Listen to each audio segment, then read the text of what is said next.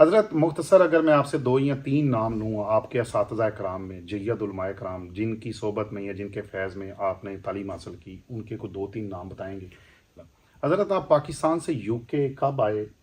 کوئی ثانی یاد ہے، کوئی تاریخ؟ مصباح القرآن میں کیا کچھ ہوتا ہے؟ کتنے اسٹوڈنٹس ہیں؟ کون کون سے شعبے ہیں؟ ذرا مختصراً وہ بھی بتا دیجیے۔ ایک پرسنل میرا سوال ہے آپ سے، میں نے صاحبزادہ صاحب کو بھی سنا ہے، آپ کو بھی سنا ہے، آپ کے پاس تعلیم الحمدللہ اللہ نے بڑا آپ کو نوازا ہے، اس کے باوجود اتنی سادہ گفتگو کرنا اور جو مشکل ترین چیزیں ہیں انہیں آسان کر کے پیش کرنا۔ مختصراً اگر میں یہ پوچھوں 20-22 سال کی اس عرصہ میں کتنے لوگوں نے اسلام قبول کیا متاثر ہو کے؟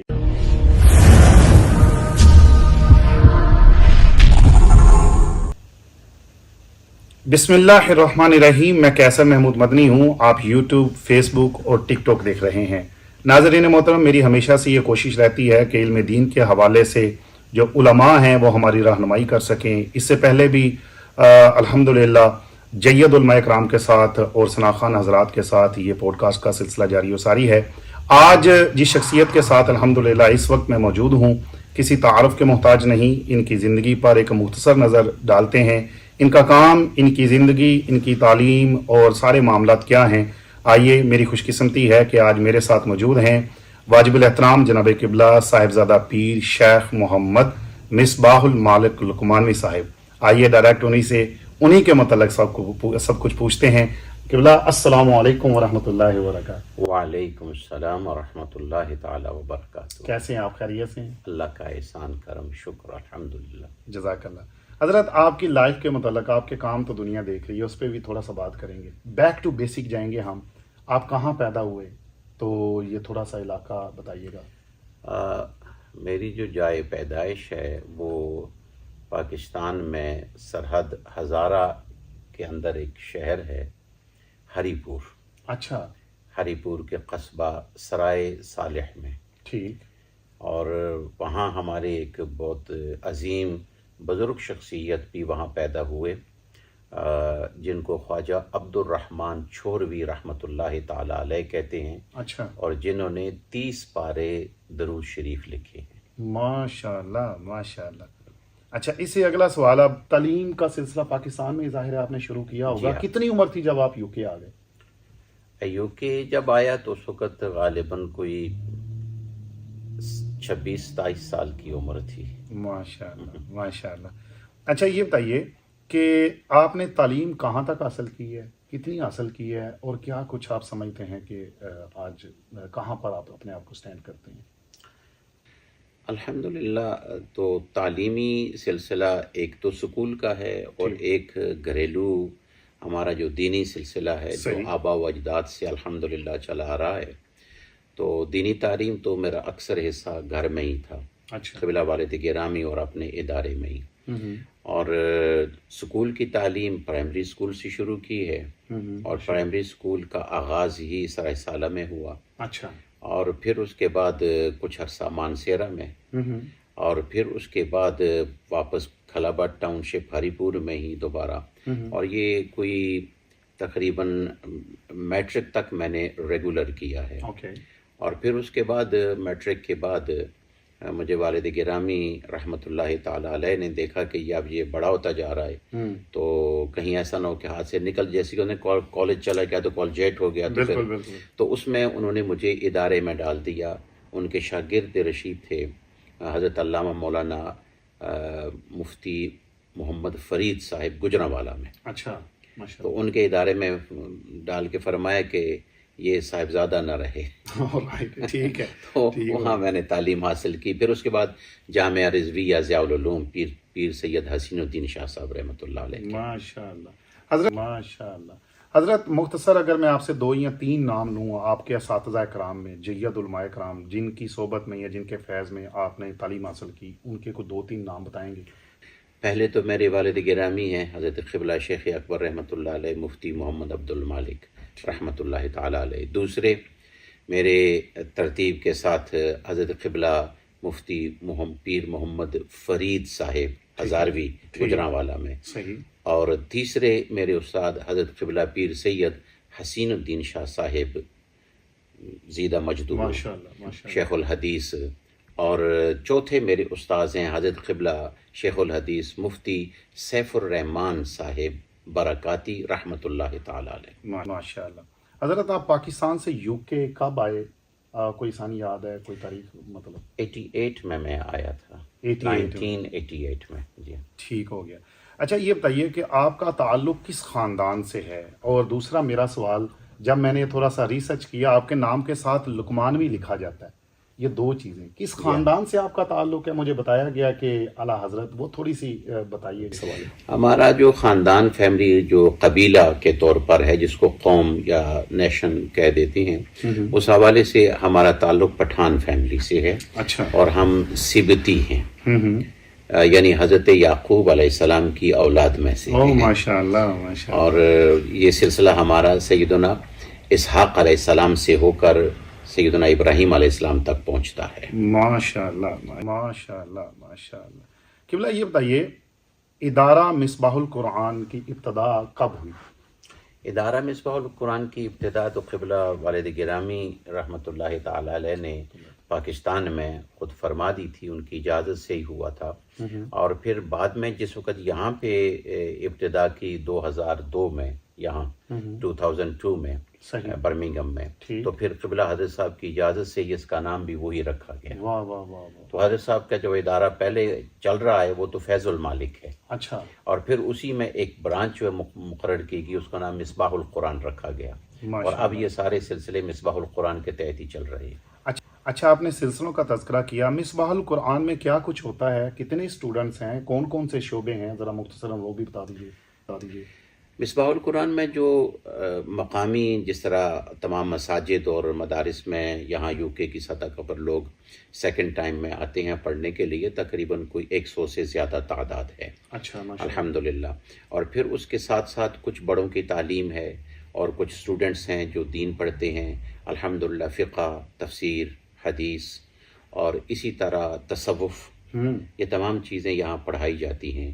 اور گزشتہ ہی ہمارا جو ویکینڈ پہ جو پروگرام گزرا ہے، لاسٹ پروگرام میں، تو ان بچوں کی گریجویشن ہوئی ہے ماشاء اللہ۔ ان میں کچھ بچے ایسے تھے، بچوں سے مراد میں اسٹوڈنٹس لے رہا ہوں، لیکن وہ بال بچے دار ہیں۔ اچھا، کیا بات ہے، یہ تو یعنی اچھا ہے۔ کہ وہ ان میں کچھ ڈاکٹرز ہیں، کچھ بینک آفیسرز ہیں، اچھا، اسی طرح بزنس مین ہیں، ماشاء اللہ۔ اور الحمدللہ انہوں نے فقہ حنفی میں بھی، جس کو کہتے ہیں تخصص، جی جی، اسپیشلسٹ ہونا، صحیح، تو انہوں نے یہ بھی کیا ہے، اور فقہ حنفی کو تقریباً ضروریات زندگی کے مطابق انہوں نے پڑھا ہے۔ صحیح، حدیث بھی اور تفسیر بھی یہ پڑھ رہے ہیں، اور ابھی جاری ہے سارا سلسلہ۔ زبردست۔ اور اسی کے ساتھ ہمارا شریعہ کونسل بھی ہے، ٹھیک، جس میں مسلمانوں کی فیملی جو ایک افیئرز ہوتے ہیں، پریشانیاں ہوتی ہیں، مسائل ہوتے ہیں، طلاق ہے، نکاح ہے، وراثت ہے، اور اسی طرح کونسلنگ ہے۔ اچھا، تو اس طرح بہت ساری چیزیں چل رہی ہیں۔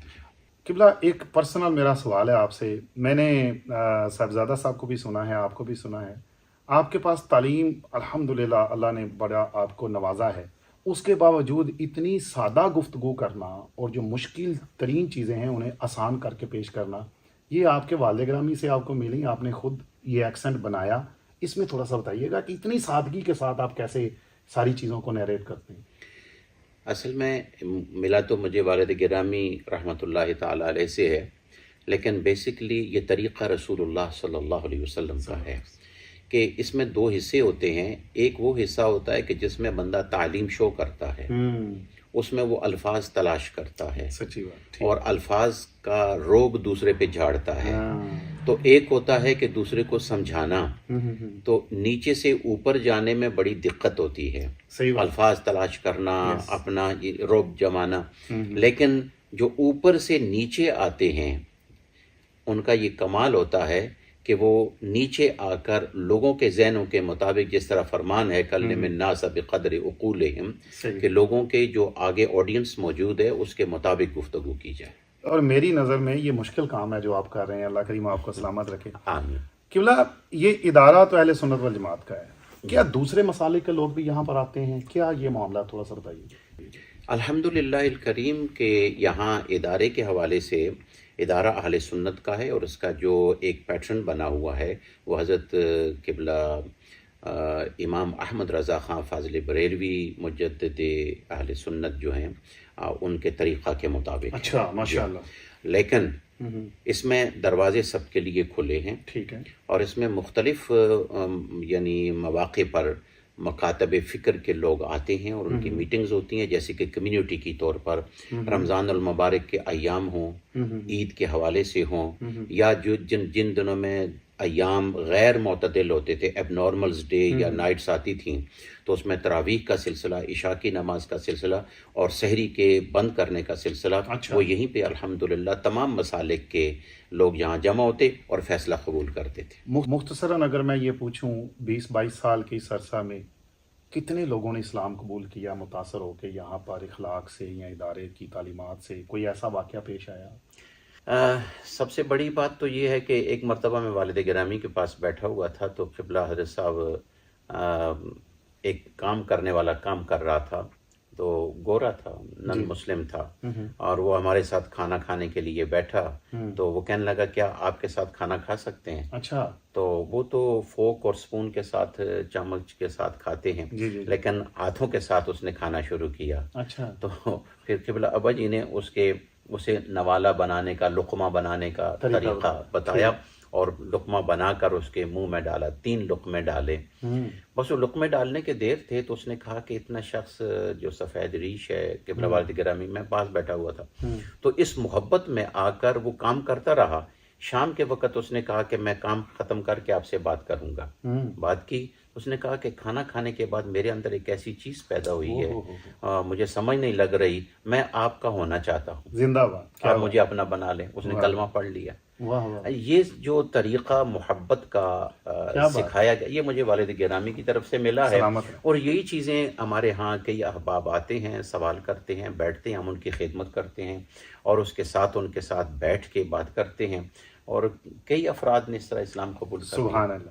تو سیکنڈ لاسٹ کوسچن ہے، آپ اپنے صاحبزادے کے متعلق، آپ کا الحمدللہ جو بیٹے ہیں میں ملا بھی ہوں، ان کے متعلق تھوڑا سا بتائیں، کیونکہ وراثت ہے نا، آپ نے اپنے والد گرامی سے جو لیا الحمدللہ آپ سرو کر رہے ہیں. آگے صاحبزادہ صاحب میں کون سی ایسی خوبیاں آپ نے ڈالنی ہیں جو آپ سمجھتے ہیں کہ فیوچر سیکیور ہے الحمدللہ؟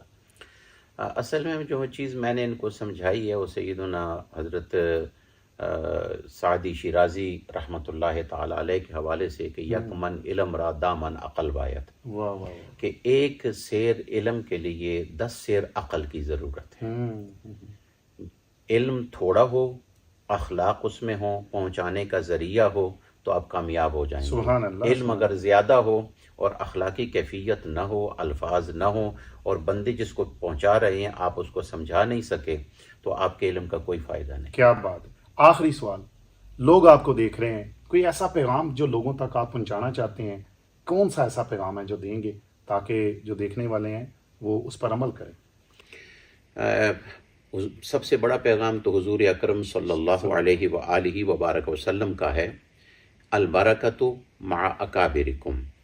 حضور اکرم صلی اللہ علیہ وآلہ وبارک وسلم نے ارشاد فرمایا کہ اگر تم اپنی زندگیوں میں برکت چاہتے ہو اور عزت چاہتے ہو اور آئندہ نسلوں والوں کے لیے بہترین نمونہ حیات تم چھوڑنا چاہتے ہو تو تمہاری برکتیں قائم رہیں گی تمہارے بزرگوں کے طریقوں پر. ماشاءاللہ. بہت شکریہ، بہت شکریہ حضرت، آپ کے وقت کا بہت شکریہ. جزاک اللہ خیر. ناظرین محترم، امید کرتا ہوں یہ ساری گفتگو حضرت کی زندگی کے متعلق آپ نے پہلی مرتبہ سنی ہے. اگر آپ کو پسند آیا ہے اس کو شیئر کریں، لائک کریں، کامنٹ کریں. اور برمنگھم کے اندر یہ ادارہ موجود ہے. If you want to visit you can come over here انشاءاللہ. حضرت صاحب یہاں پر آپ سے پیار فرمائیں گے. نئی ویڈیو تک کے لیے اجازت دیں.